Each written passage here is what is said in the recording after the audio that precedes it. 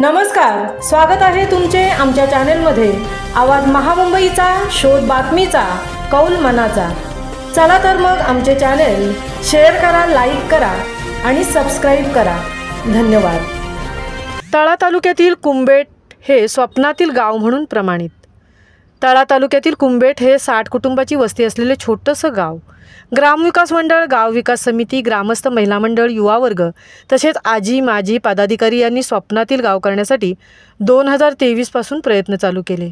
स्वदेश फाउंडेशनच्या माध्यमातून स्वच्छ, सुंदर, आरोग्य गाव विकास आराखडा बनवला। ते पूर्ण करण्यासाठी आज प्रयत्न करत ते अंतिम टप्प्यात पोहोचले।